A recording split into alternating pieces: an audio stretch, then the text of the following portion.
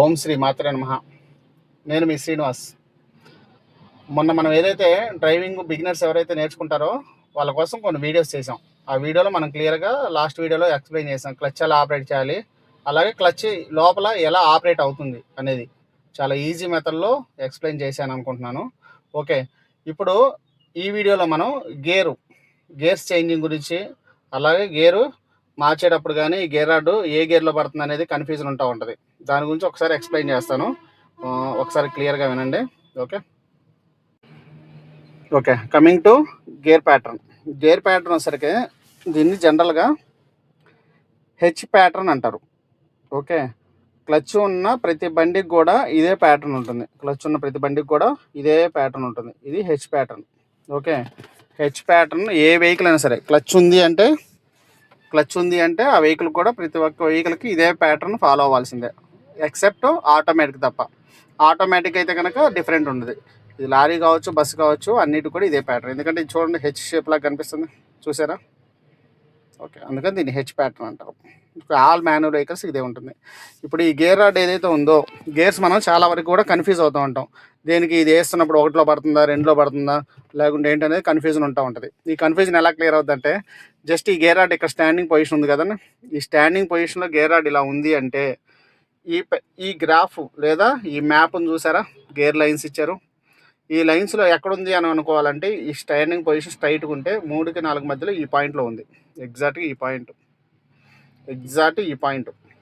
Okay, ఇది gear rod యొక్క house అనుకోండి, అంటే ఇల్లు అనుకోండి. కాసేపు గేర్ రాడ్ యొక్క ఇల్లు అనుకోండి. ఓకే, దాని ఇల్లు ఇది సెంటర్లో స్టాండింగ్ పొజిషన్లో ఉంటుంది. ఓకే, ఈ లైన్ చూసారు, ఈ చివరి నుంచి చివరిలాగా ఈ లైన్ అంతా కూడా ఇది న్యూట్రల్ లైన్.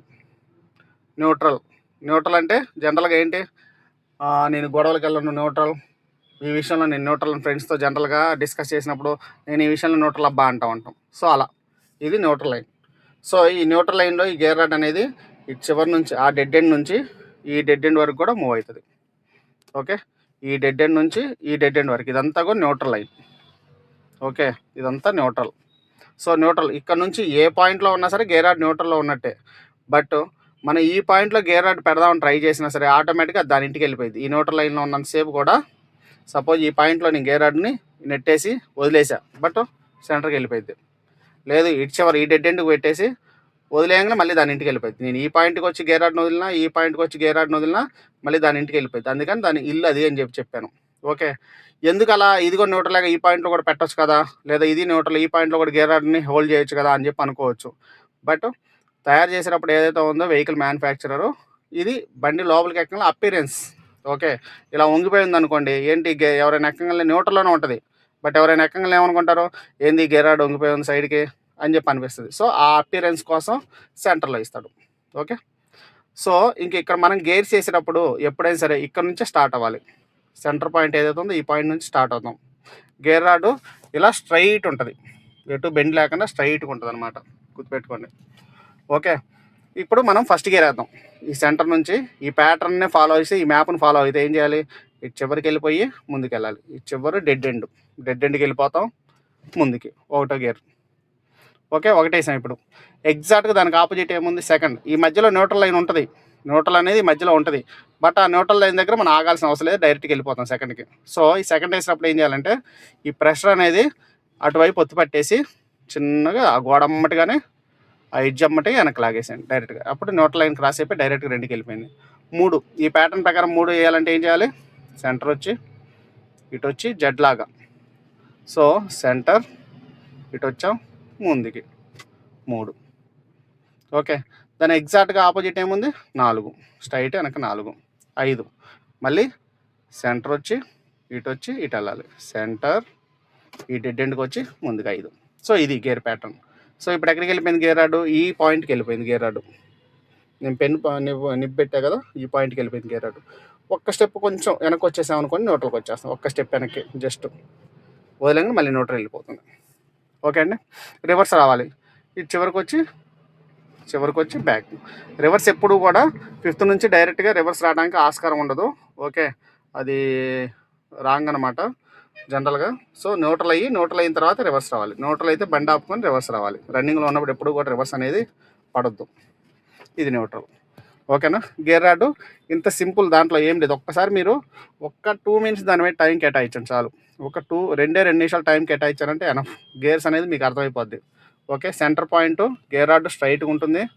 ఓకే, ఈ న్యూట్రల్లో ఉన్నప్పుడు మాత్రమే గేర్ రాడ్ డెడ్ ఎండ్ నుంచి ఈ డెడ్ ఎండ్కి మూవ్ అవుతుంది. ఇంత ప్లే ఉంటుంది.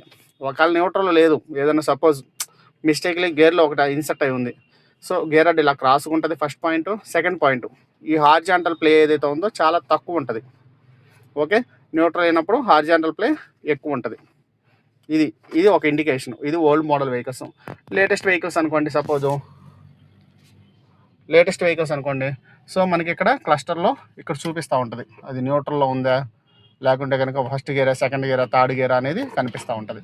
ఓకే, అదొక ఇండికేషన్ లేటెస్ట్ వెహికల్స్కి. ఓల్డ్ మోడల్ వెహికల్ కాబట్టి మనకి ఇండికేషన్ అనేది దీన్ని బేస్ చేసుకుని ఉంటుంది.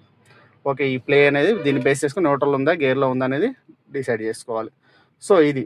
సో గేర్స్ గురించి ఇంకో విషయం ఏంటంటే, ఎప్పుడైనా సరే మన వెహికల్ స్టార్ట్ చేసి క్లచ్ రిలీజ్ చేస్తున్నాం, ఎంగేజ్ చేస్తున్నాం, ఫస్ట్ గేర్ నుంచే స్టార్ట్ అవ్వాలి. ఫస్ట్ గేర్ ఎప్పుడైనా సరే ఫస్ట్ గేర్ వేసుకోవాలి. ఫస్ట్ నుంచి సెకండ్ నుంచి థర్డ్ నుంచి ఫోర్త్ నుంచి ఫిఫ్త్, ఇట్లా. సో ఎందుకు ఫస్ట్ గేర్ అంటే, ఫస్ట్ గేర్లో ఏదైతే ఉందో వెహికల్కి టార్క్ ఎక్కువగా లాగే క్యాపబిలిటీ ఉంటుంది. అంటే ఇనీషియల్గా ఏంటి, వెహికల్ మూవ్ అవ్వాలంటే వెహికల్ వెయిట్ అంతా కదలాలి. వెహికల్ వెయిట్తో పాటు అందులో కూర్చున్న మనుషులు వెయిట్ లాగాలి. సో ఇంతమంది వెయిట్ లాగాలంటే వెహికల్కి ఏంది, పవర్ ఎక్కువ కావాలి. అంటే లైక్ బాహుబలి టైప్ ఉండాలి, వెయిట్ లాగే వాళ్ళు కావాలి. సో ఫస్ట్ గేర్ ఏంటంటే బాహుబలి, లైక్ బాహుబలి అనమాట.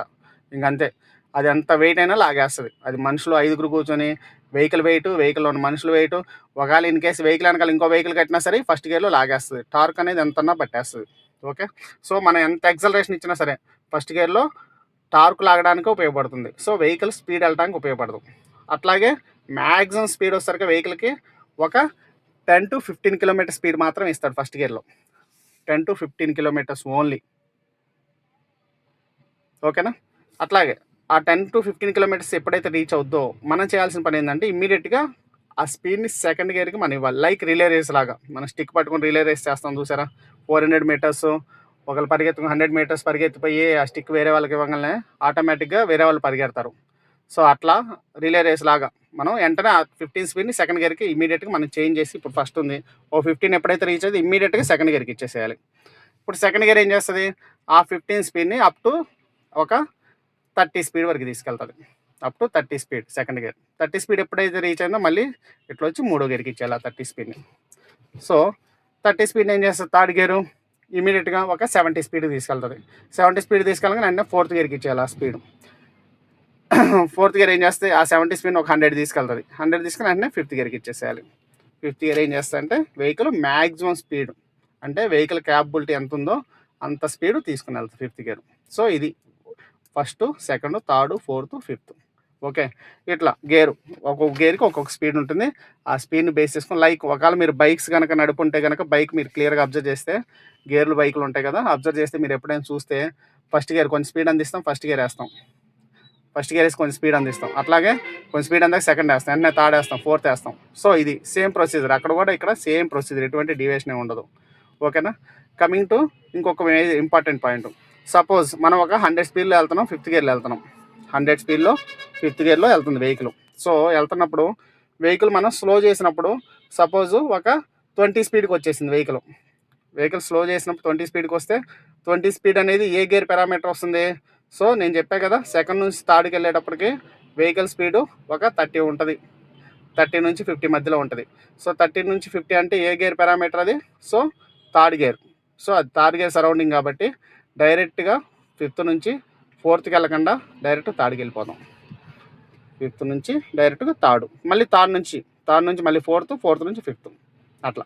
ఒకవేళ సపోజ్ మనం 100 స్పీడ్ వెళ్తున్నాం, స్లో చేసినప్పుడు వెహికల్ స్పీడు ఒక 20 కిలోమీటర్స్ పడిపోయింది. అలాంటప్పుడు ఏం చేస్తాం, 20 కిలోమీటర్స్ అనేది సెకండ్ గేర్ కాబట్టి ఇమీడియట్గా గేర్ డైరెక్ట్గా సెకండ్కి వచ్చేస్తుంది. మళ్ళీ సెకండ్ గేర్ పారామీటర్లోకి వచ్చి మళ్ళీ స్పీడ్ అందించి మళ్ళీ థర్డ్, ఫోర్త్, ఫిఫ్త్, ఇది ప్యాటర్న్.